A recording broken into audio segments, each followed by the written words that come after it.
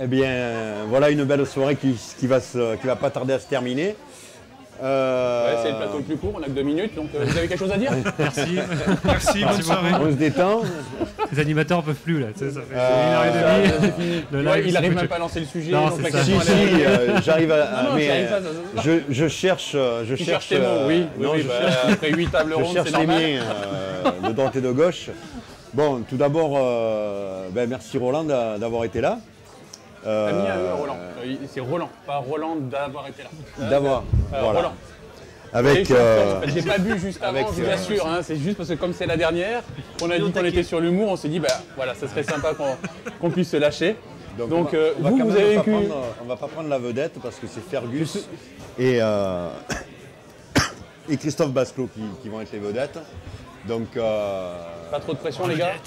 merci Ouais. d'être là. Les deux autres Donc sont figurants. nous avons Mehdi Viardot qui organise le festival de l'humour.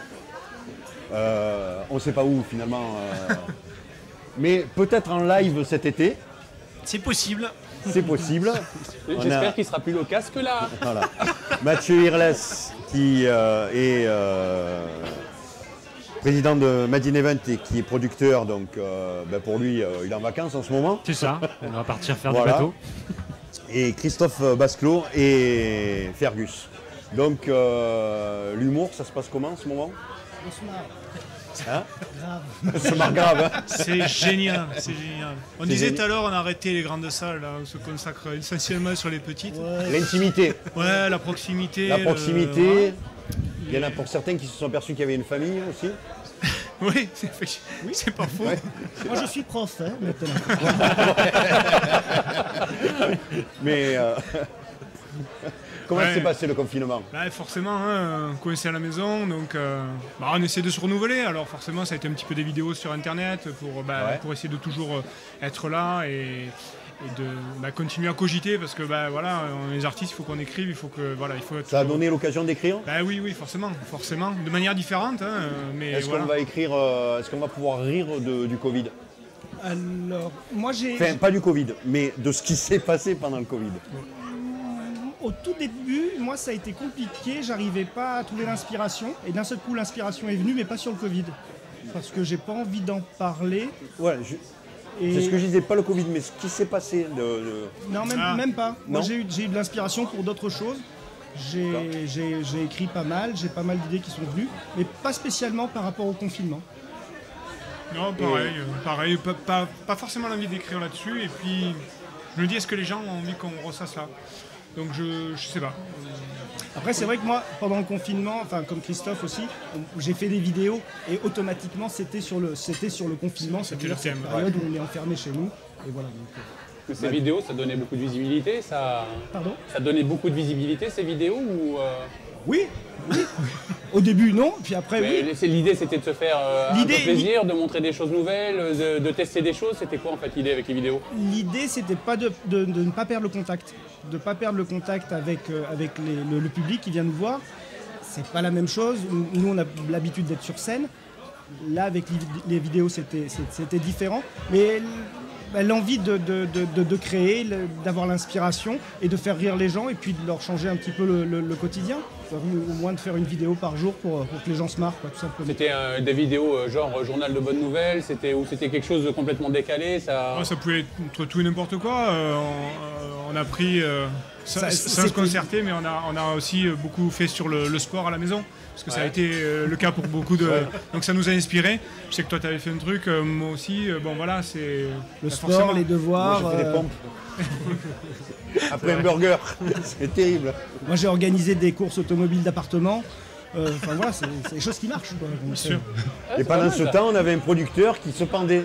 Se pendait, non, mais Alors, on a donc, fait au d'autres niveau- choses. Ouais, tu as fait autre chose? On a fait du digital, il y a pas mal de sujets qui l'ont dit. Nous, c'était continuer à avoir une relation avec nos artistes, mais aussi avec le public qui voulait, soit dans l'événementiel, dans le spectacle, il fallait quand même garder le lien. Donc, c'est important de faire voilà, des vidéos, effectivement, des réseaux, des échanges, des webinaires, parce que du coup, tout le monde est bien au fait de comment ça marche les webinaires. Voilà. Donc nous, on a pas mal échangé. On a aussi été solidaires par rapport aux mesures qui étaient prises en instantané pour essayer de conserver pas mal de choses, pour les intermittents aussi, pour qu'ils aient leurs droits jusqu'en 2021. Donc on a mené avec les syndicats qui me font confiance, qui me font porter des messages, à avoir rapidement des solutions pour que le pan de notre économie, qui représente 2,1% du PIB quand même, on nous oublie un peu, mais on est quand même important dans la mesure. Mais voilà, il fallait qu'on soit un petit peu aidé et soutenu par rapport à ça, donc ce qu'on a essayé de faire. Mais il est vrai qu'au niveau économique, suite au Covid, toutes les entreprises qui sont liées à l'événementiel, à l'humour, au spectacle, enfin toutes les salles que l'on peut connaître ont connu un gros point d'arrêt. Et ce point d'arrêt, en fait, il ne s'arrête même pas au moment de la reprise, puisque pour certains qui sont dans l'événementiel, ils savent qu'ils n'auront pas d'activité jusqu'au mois de décembre. Au niveau alors j'ai deux questions. La première, c'est est-ce que cette période de Covid, qui permet de mettre en pause, entre guillemets, forcer vos activités, ça vous permet du coup de chercher sur Internet, puisque on a vu beaucoup d'humoristes et beaucoup de comédiens se mettre en scène sur Internet, est-ce que ça vous a permis de découvrir des nouveaux talents? La première question. Et la deuxième, comment est-ce que vous envisagez, comment est-ce que vous voyez la reprise dans les salles de production? En fait, on est toujours un petit peu en décalage. Enfin, je parle sous votre contrôle aussi, mais c'est vrai que c'est un petit peu comme la mode, que ce soit l'événementiel ou le spectacle. On prépare des spectacles, on les rôde, on les met en scène, on les utilise pour les présenter au public. Donc en fait, quand on s'est arrêté, il y avait déjà des tournées qui étaient prêtes à être lancées. Donc du coup, aujourd'hui, on se retrouve avec des artistes qui n'ont pas pu faire tourner leur spectacle, qui vont se retrouver sur la fin d'année avec un embouteillage monstrueux dans les salles qui vont reprendre. Et donc du coup, découvrir des artistes, oui, je pense qu'il y a eu des révélations, et tant mieux pour les publics en direct, d'avoir en tout cas pour les artistes ce lien par rapport avec ça. Mais sinon, c'est une catastrophe quand même absolue de ne pas pouvoir jouer au moment où on l'avait prévu.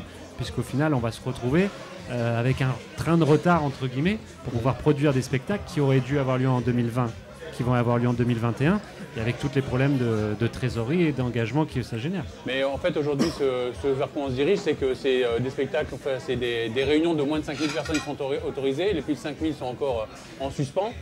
Il y a beaucoup de spectacles pour lesquels on n'aurait pas intérêt du coup à revoir finalement la voilure, plutôt que de faire un spectacle par jour, en faire 2 ou 3, de façon à pouvoir attirer du monde et répartir les gens comme ça. Enfin... Ça c'est dans l'absolu, ce que tout le monde pense être la meilleure solution. Mais vous savez, déjà, une salle de spectacle, il faut savoir qu'un producteur, il va gagner son argent sur les 20 dernières places. Une fois qu'on a payé tous les frais. Donc déjà, alors, dans le une sur deux.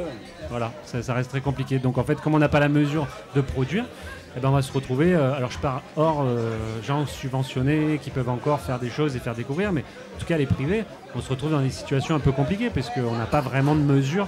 S'il faut qu'on joue, voilà, il faut que les artistes puissent jouer, les producteurs puissent continuer à le faire, mais dans une économie qui est valable et dans la réalité des choses. C'est le même point d'arrêt pour les salles de spectacle que pour les salles, que pour les spectacles à salle ouverte, à ciel ouvert. C'est les mêmes contraintes, c'est les mêmes difficultés, ou on peut jouer à ciel ouvert plus facilement? Je sais pas dire, je sais pas que c'est la réglementation là-dessus. En fait, c'est compliqué, ouais, ça reste compliqué parce qu'en fait, tout dépend de qui va prendre la mesure de pouvoir organiser le spectacle. Donc aujourd'hui, les moins de 5000 vont revenir, donc on était dans des économies quand même de salles qui accueillent plus de 5000 personnes, ouais. Donc c'est pas tous les artistes quand même qui font 5000 personnes. Mais après, c'est surtout les mesures de distanciation qui sont quand même aujourd'hui assez aberrantes, puisqu'en fait, un siège sur 2 doit être enlevé. Alors que vous voyez dans les transports aériens ou dans les transports de manière générale, il n'y a pas vraiment de distanciation.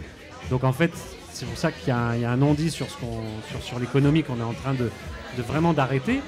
Et finalement, on nous met dans une situation qui ne laisse pas vraiment le choix pour pouvoir produire nos spectacles. Donc c'est vrai que le gouvernement devrait être un peu plus clair sur les mesures qu'il faut appliquer ou pas. Que les choses soient claires, quand on dit un siège sur 2, c'est si jamais vous arrivez en famille, vous êtes 4, on va mettre les 4 sièges les uns à côté des autres, on va pas en mettre occupé 8. Hein. C'est les 2 extrêmes qui vont être libérés. Hein. Ça va au-delà de ça, parce qu'aujourd'hui vous avez pour les directeurs de salle. Quoi. Ouais. Bon, oui, parce que du coup, à chaque fois, il faut être sûr qu'il y a bien la distanciation. Enfin, voilà. De toute façon, il faut quand même garder espoir.